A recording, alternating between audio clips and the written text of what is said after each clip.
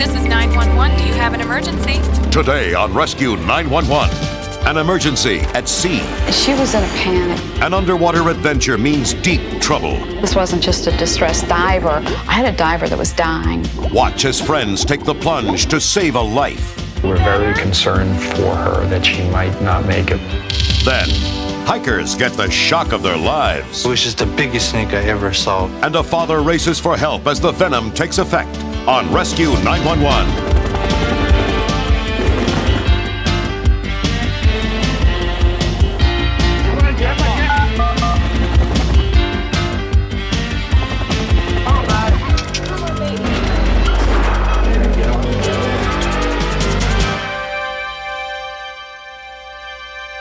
Life should not only be measured by what we get out of it, but also by what we do to help others. I'm William Shatner. Tonight, true stories of real heroes whose concern and confidence make a difference on Rescue 911. We begin on October 11th, 1992, as Jody Farber and a group of friends were enjoying a diving trip off the Florida Keys. Experienced divers, they were all too aware that the sea is not forgiving. This is an annual event that we come down to Marathon for a 4-day dive trip. You're clear, Jody. Mark James and his wife, Pat, had only been married a month. How's that? Pat's a very conservative diver. The first day she was a little too scared because of the current. Good deal. But the second day, we had no reason to believe that anything was going to be out of the usual.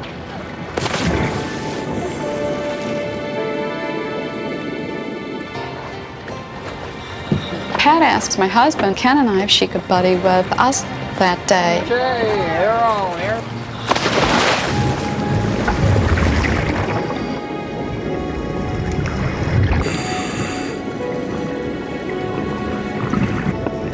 On this 60-foot dive we were doing, Pat stayed real close to us. This reef was known for its big fish. So Ken decided on this dive that he'd rather take his pole spear with in case he could see a nice big grouper or something good for dinner.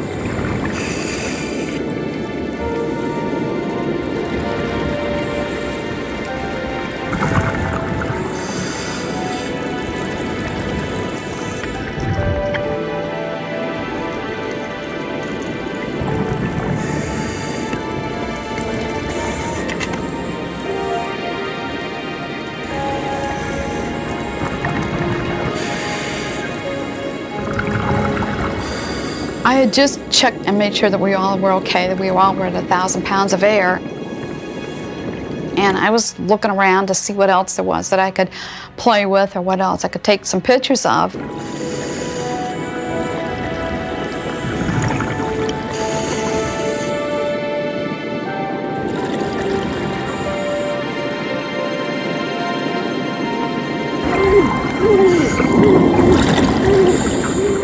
Pat was signaling me that she was out of air. And I just couldn't believe she was out of air because I knew she wasn't. But yet she was in a panic. Her eyes were just as huge as saucers. So you react to that signal. When she got my regulator in her mouth, she was holding on to that with both hands. And she was making a horrible sound under the water. That was a scary sound to hear. I turned to see where Ken was, my husband, because I wanted him to come and assist us. And he had turned his back to us to look at something in the reef. When I turned back to look at Pat, she had passed out. That's when I really knew that this wasn't just a distressed diver. I had a diver that was dying. When we continue, I realized it was my life, and then I felt the most incredible feeling of helplessness I've ever felt in my life.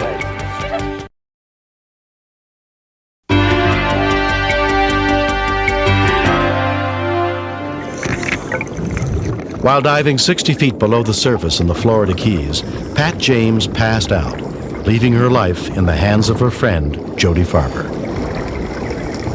The main thought in my mind at that point was just to get Pat to the surface as fast as I could without us dying or both of us getting bent.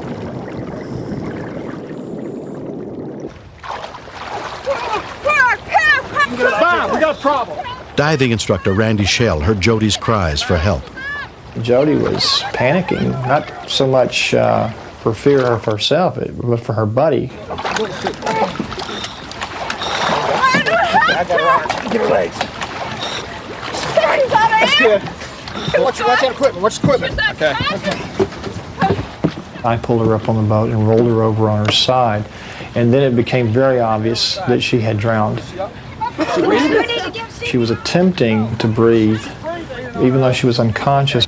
Let's get some help. Let's get these other people up. After several expulsions of water, she basically regained consciousness just for a minute and screamed for help. Get some oxygen here. Everybody, what happened, Randy? What's happening? What's going on? Pat's husband, Mark, heard the commotion and came over. I realized it was my wife. Come on, baby, push it up. She was the most awful gray color I'd ever seen anybody in my life. I was on the edge of just falling apart. And then I felt the most incredible feeling of helplessness I've ever felt in my life. The captain of the ship radioed to have paramedics meet them at the dock. Diving side, C04e25.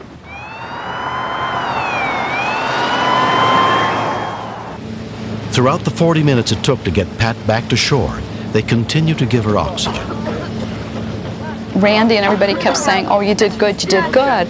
But my thought was, I did good, but did I bring up a vegetable? Was Pat going to be okay after all that?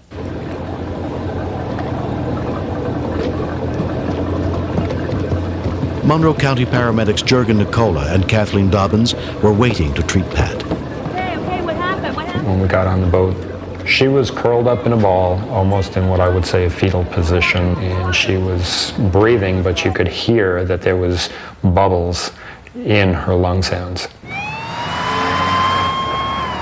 Let's get her on her left side. It was pretty conclusive that she had a lot of salt water in her lungs, and she wasn't getting enough oxygen into her bloodstream because it was filling up with water.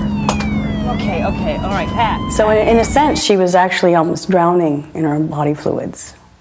Hey, Pat, how you doing, Pat? Huh?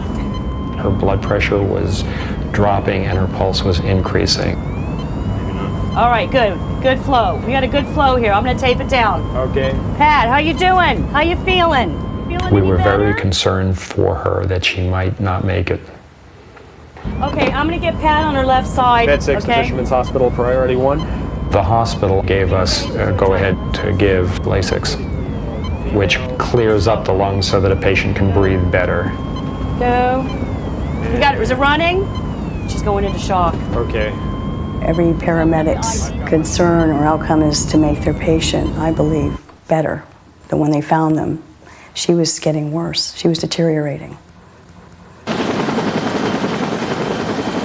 A Metro-Dade air rescue helicopter transported Pat to Mercy Hospital in Miami, where she was put in a hyperbaric chamber. Her husband, Mark, rejoined her there. Right off the bat, I told her I loved her and that I was glad to see she was doing well. And I told her, I said, when all this is over, we're going to sit down and have a good cry together. And we're going to get her back home just as soon as we can. Pat was released 2 days later without any permanent injuries. The accident had occurred when a new mouthpiece disconnected from a regulator hose and she breathed in water. I can remember the thought going through my head that I was going to die, that I was never going to see my husband again. We'd only been married 4 weeks. I thought it wasn't fair. I felt so sad and so cheated. And now that we still have a chance to do all these things, I have so much to look forward to. Mark turned to me when we were on the boat with tears just streaming down his face and said, "Thank you, thank you." He said, "You were the only person that I would have wanted her to have been with." when this would have happened because you saved her life. Every day I realize that I was incredibly lucky to have Jody with me, that I'm extremely fortunate just to be here today. Come on, mark it below. I don't know. 2 months later, Pat went diving again. Bonsai. The crisis of having to go through this with someone and knowing how close to death she actually was makes me so glad and so happy that we have been given a second chance. And we both know what it takes now to make a good marriage after having been through a couple already for each of us. We believe we were intended to be together.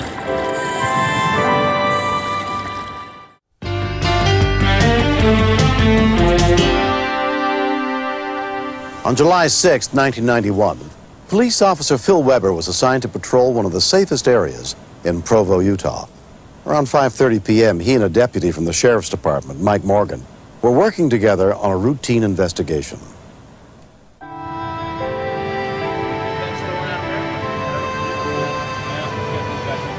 Officer Weber was checking out the possibilities of a stolen car, and I responded to help him with that.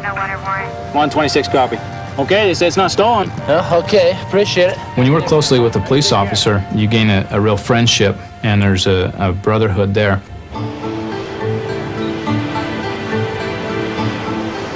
As I got up the road, I noticed one individual was being pursued by 2 others. 337, 126. Looks like we got a fight up on this dirt lane. I called Officer Weber to come and back me up.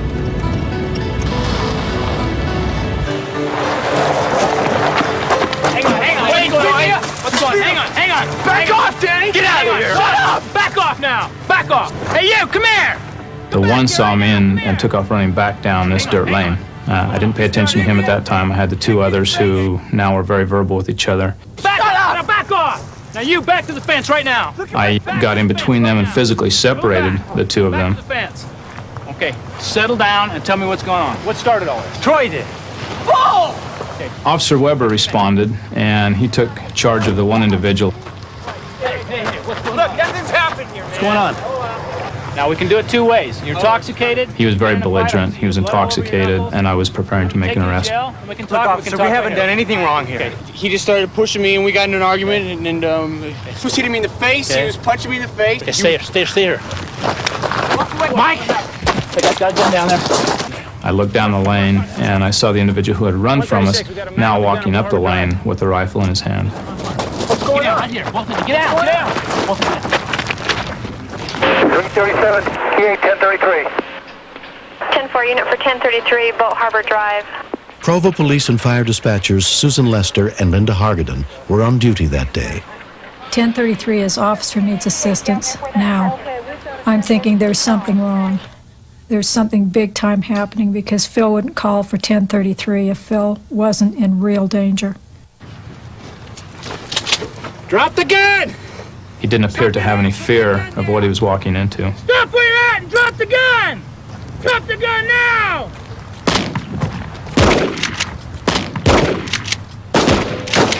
Put the gun down! We were shooting a number of shots, but because of the distance of 125 yards with the shotgun, they weren't having a lot of effect. 337, shots fired, ready to ambulance. 10-4, ambulance will be responding.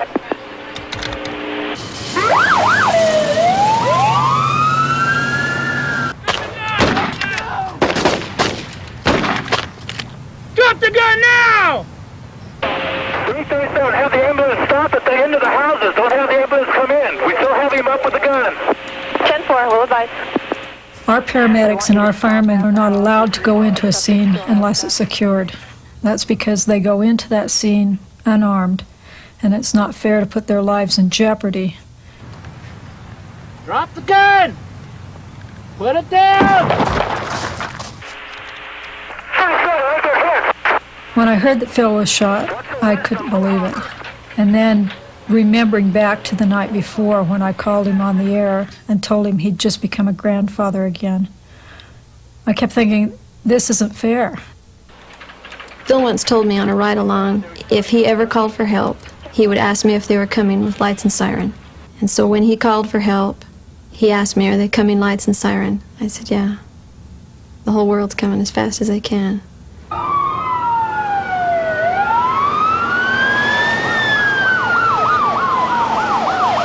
Don't shoot! Put that gun down!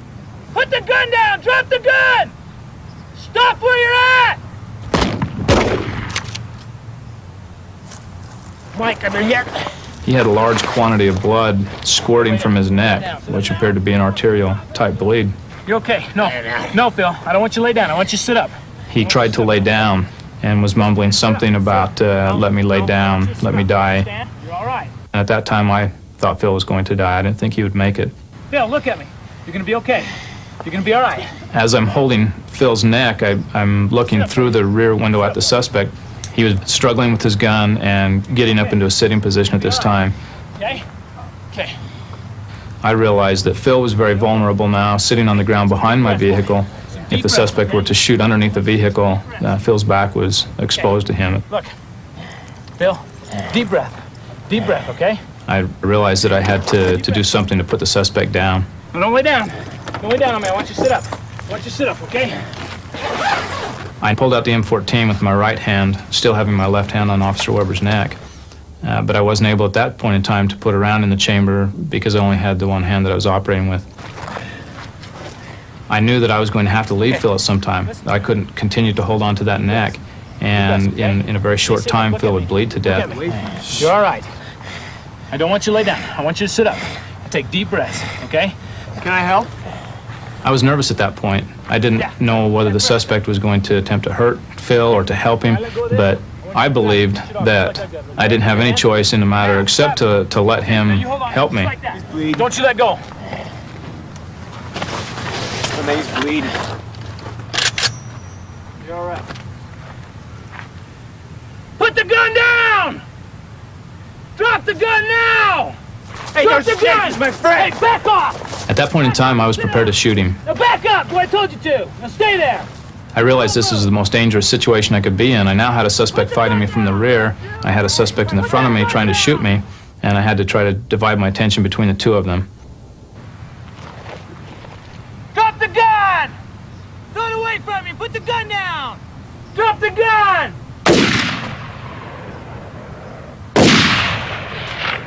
I've never shot anybody before. It's tough to take a high-powered rifle and shoot another human being.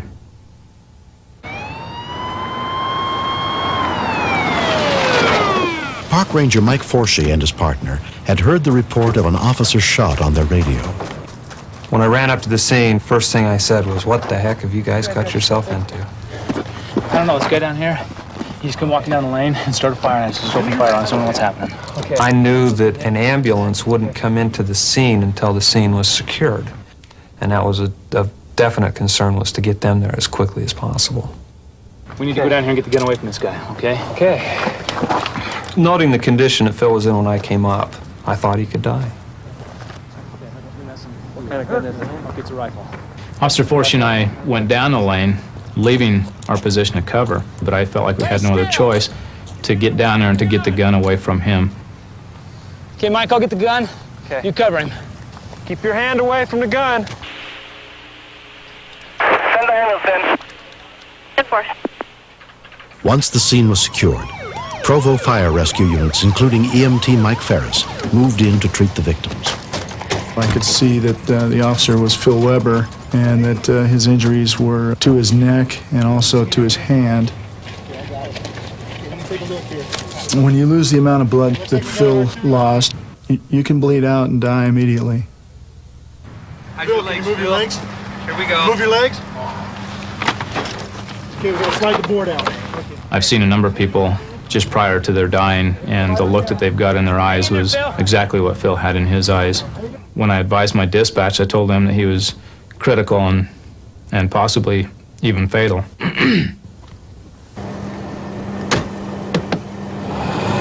Phil Weber was transported to Utah Valley Regional Medical Center and put under the care of emergency physician Elmo Gruel. Are you ready? Okay. On 3. 1, 2, 3.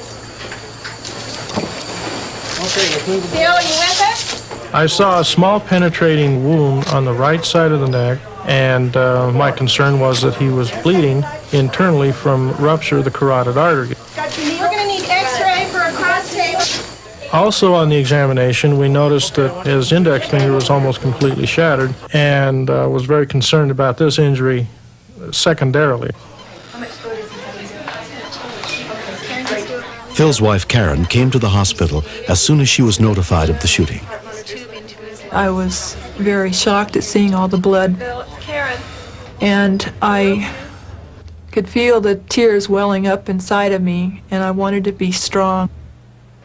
I really held back the tears as much as I could, and I told him that I loved him, and he meant everything to me.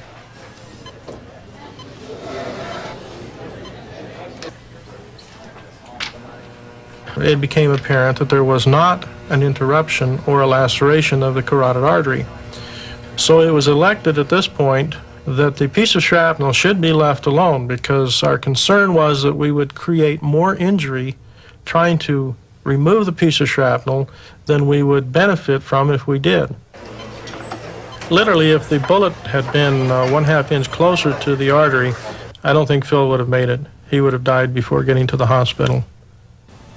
Despite attempts to save Phil's shattered index finger, 6 months later, it was amputated. Your trigger finger is pretty much your life. If you don't have a trigger finger, you're not a cop.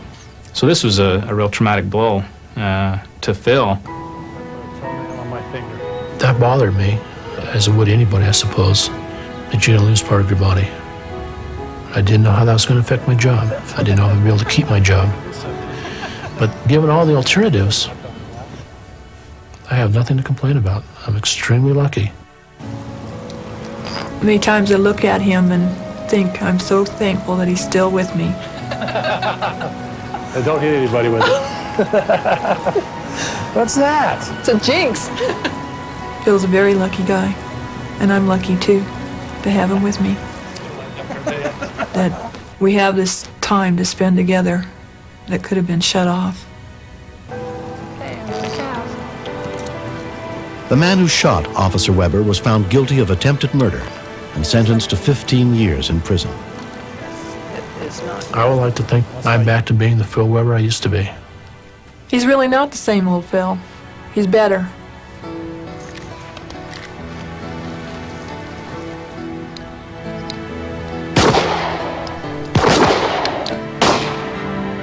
Today, Phil is the only Provo police officer that is qualified to shoot with his left hand and his right hand. How come there's no holes in your target? Is that shooting yours?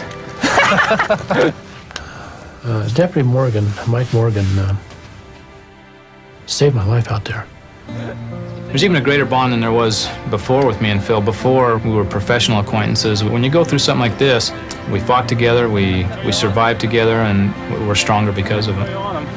You really were shooting at my target. I was. I told you I was.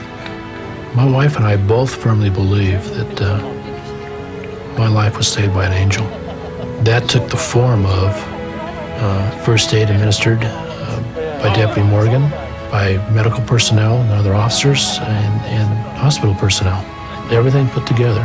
I owe a lot to a lot of people. A lot of people put out a lot of time and a lot of effort into me personally. So I'm extremely lucky.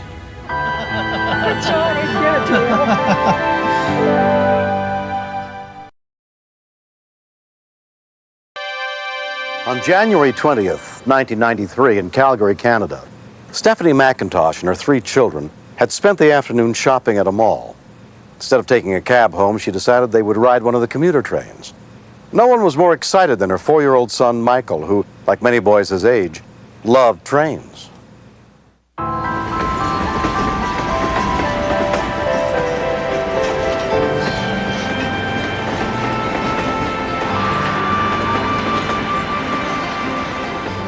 When we got into the C-train station, I tried phoning home. Rebecca and Taylor were right beside me, but Michael's always kind of running ahead, and he's a handful.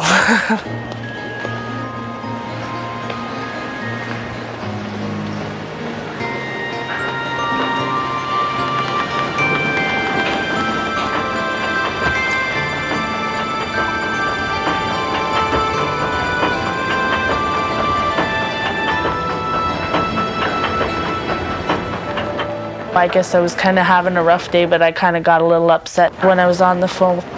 I didn't know he was on the escalator.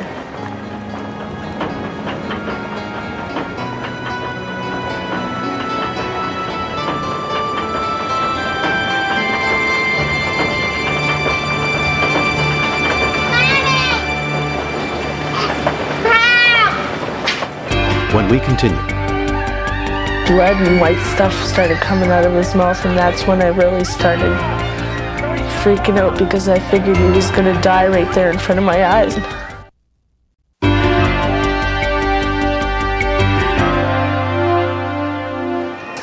"18-year-old Nathan Gray was on his way home from work. I walked towards the escalator, and there was a young child laying at the bottom. I heard a wail like nothing you've ever heard. All of his clothes had been pulled into the bottom of the escalator. I tried to yank him free, but I didn't move him an inch. I was walking across from the phones, and I heard Michael.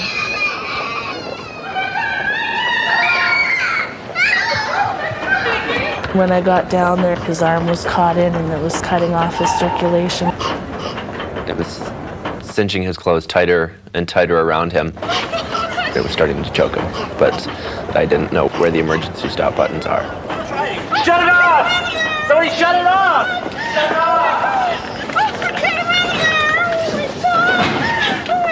off! Once it was off, I tried to pull him some more, but it was just no use.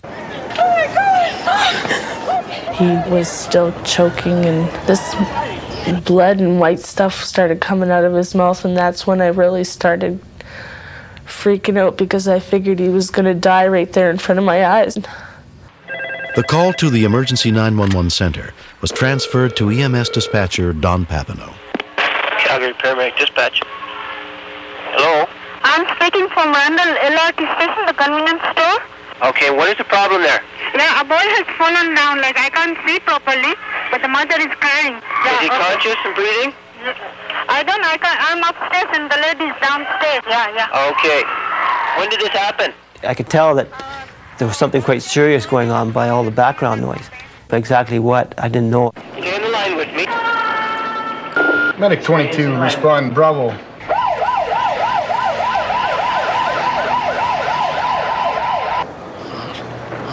His face had turned a very deep purple and blue because of lack of oxygen. I pulled out my pocket knife and tried to cut his jacket free, but the clothes were pulled so tight that I could barely get the knife underneath it to cut. My heart was being ripped apart. And then he just went like into a cold stare, and I just kept telling him, like, Michael, Mommy's here. And he was just cold. James Hilson also stopped to help. He wasn't breathing, and I thought maybe he was dead. I wasn't making any headway at all, so I handed the knife over to James. I had heard somebody say they needed someone to talk to the 911 operator. Hello, ma'am? Hello? Yes, we're at the Randall C train station. There's a little kid. He got his clothes caught in the escalator at the bottom. He's all wrapped up. We're trying to cut him free, but he's not breathing right now. Okay, he's not breathing. Now, is he conscious? Is he conscious at all, is he?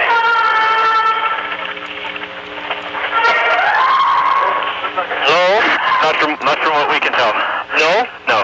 I've only been in the dispatch room for 3 months, but I've been a paramedic for 13 years. It was hard because you want to jump in there and do something for the young lad, but you know you can't. I want you to go down and check on his breathing for me. Okay. Go do that now and come back to the phone. All right.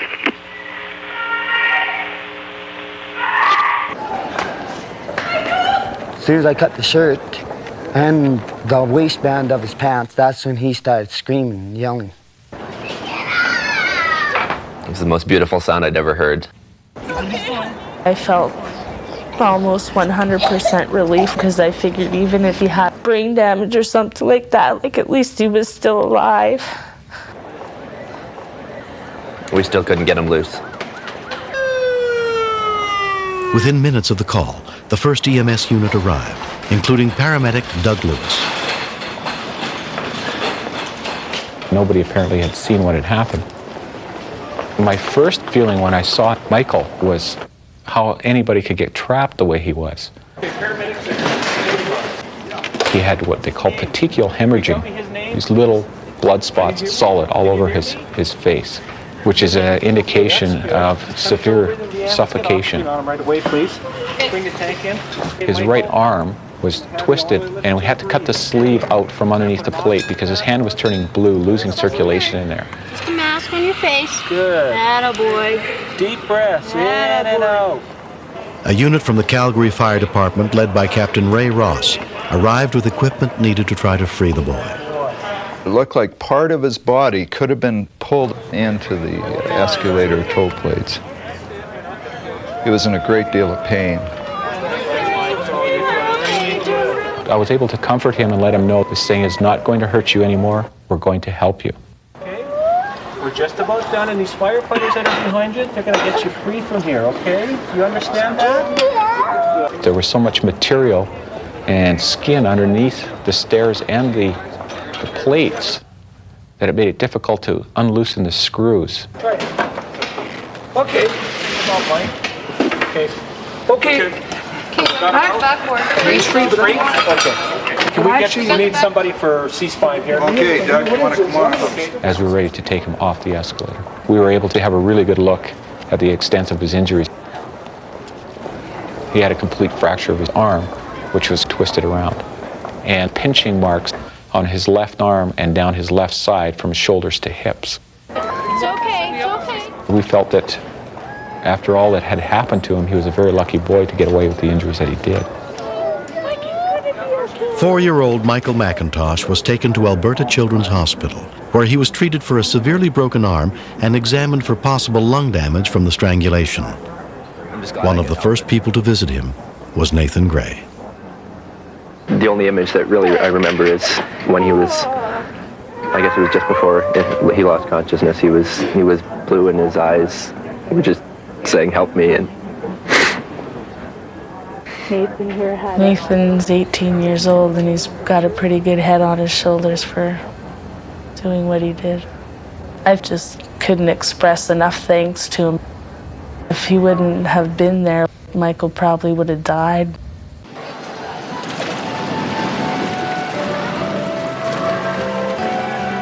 What I would say to any parent is if you have children and you know escalators are around, certainly be careful with them. Make sure that they don't have any dangling clothes. Take them by the hand and make sure that they understand that it is potential to be very dangerous. You should stay where your mom is and daddy. he's not too receptive to me these days. I don't blame him. He remembers the situation every time he sees me. But I received a phone call a day or two ago, and a little voice in the other end said, "Thank you for saving my life," and it was just, it was nice to hear.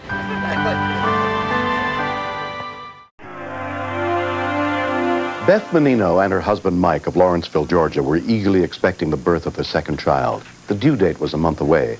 But on the evening of April 25th, 1992, they discovered that for all its joy and wonder, there's nothing predictable about having a baby.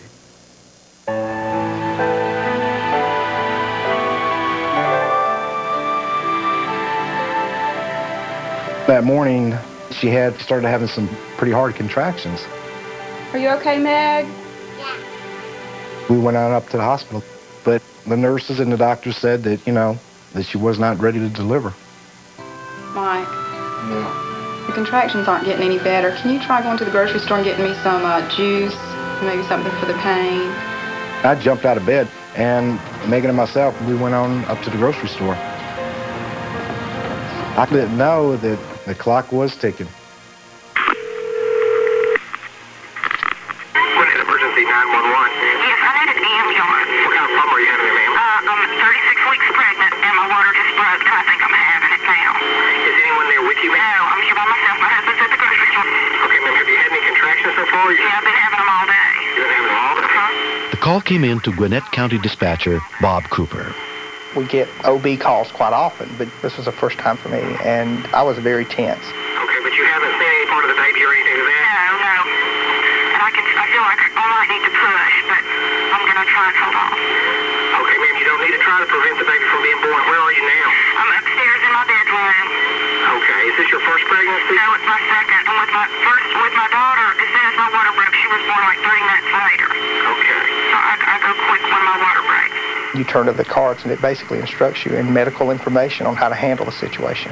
The answer she was giving me to the questions was pointing me straight up the page to imminent birth, imminent birth, imminent birth. Okay, the ambulance has been dispatched, and they're en route. Just bear with me and stay with me, okay? I just knew this was going to happen. I knew they sent me home. It's going to be okay. Did you ever deliver the baby? No, but I think we can help you out if there's any problem. Okay. You just need to stay as comfortable as possible, okay? Oh, right. Obviously coming from a man. I know. Oh, wait a minute, my husband's driving up now.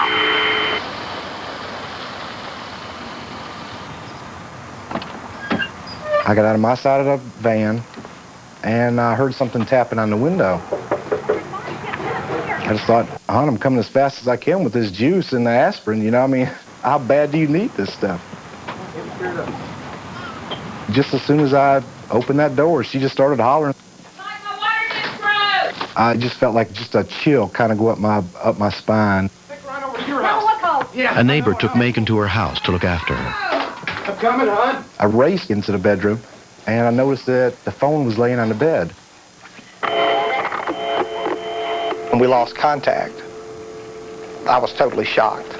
Whenever you have a birth like that and there's no medical assistance, you run the risk of losing the child. Come on, hon. Let's get on up. Let's get on up to the hospital. I says, Beth, I said, let's get on up to the hospital. Well, you just hung up on 911, Michael. She just started screaming at me. Get out of bed. I was just talking to them. All right. She was saying some words that would make a man blush. She really was. When they had recontacted us, I immediately plugged in and took the call. I thought, okay, it's brass tacks time around here.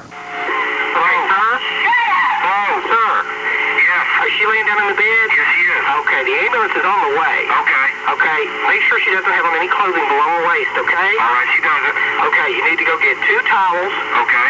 And a shoelace to tie off the umbilical cord if the baby comes before we get there, okay? Okay. Go get those things for me and come back to the phone. All righty. We had asked the doctor when she was about 6.5 months pregnant that what if the baby delivered in the car on the way to the hospital? And he says, well, get a shoelace, put it up somewhere so you'll know where it's at, just in case. In my mind, I still couldn't imagine that me, for myself, that I was going to deliver this baby. I knew that 911 was going to get here on time.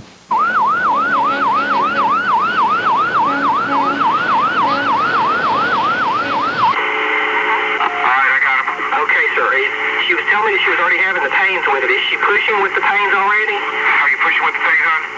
Yes. Okay. What I want you to do is I want you to look at her vagina and see how close the baby is delivering. See if you can see the top of the baby's head, okay? Yes, I can.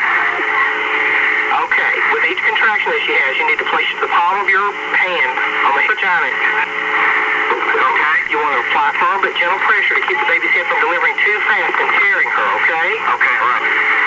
Now, the baby may be slippery, so make sure you don't drop it, okay? Okay. Okay, the head's right at the end. Okay. Okay. How's it doing? Okay, I'm not, hon. I'm not pushing it, hon. I'm not pushing it. I'm not pushing it. Okay, the head's starting to come out now. Okay, hon. Okay, the head's coming out. Okay. Okay, just clean his mouth and nose off. I can't pull it out. No, she'll need to push it out, I'm afraid. Okay, you're going to have to push, hon. Okay, the baby's coming out. Okay, hon. All right. I got the cord around his neck. I got the cord. The baby had come out, and when I leaned forward to see him, the umbilical cord was wrapped around his neck. And at that time, I just thought, there is no way that we're going to lose this baby. I just kind of started grabbing for the cord and untwisting it. Okay, is the baby out? Baby's out. Okay, dry the baby off with the first towel. Is the baby breathing? No. Okay, tap it on its feet, okay? Tap it on its feet to make sure. Okay. Is he breathing? He's starting to cry now. There was just this beautiful, most wonderful scream I had ever heard. Okay, that's great. We had a crying baby, which is the best sign of a breathing happy one. He didn't realize it, but we were home free at that point. Now tie the string off with the shoelace that you got for me. About 6 inches from the baby, but don't cut it. Okay, sweetie, hold on. Hold on. You don't want to cut the umbilical cord. Oh, gosh. Is it a boy or girl? It's a boy. Great. It's a boy. Congratulations. Thank you. Probably that split seconds when I heard the cavalry come, I could have probably just fell on the floor. I really could have. You don't know the ease that just rushed through my heart. Congratulations, you did great. Thank you very much. Okay, dog. Bye-bye. Bye-bye. As soon as I hung up the phone, my head hit the desk, and I thought, I can't believe I just survived that. I feel like I gave birth myself. When I was holding my son in my arms, it was just an unbelievable feeling. That was probably the happiest moment of my life. Mommy. See y'all in a little bit. He was an angel. He was just an angel to me. Beth and baby Drew were examined at the hospital and released in perfect health 2 days later.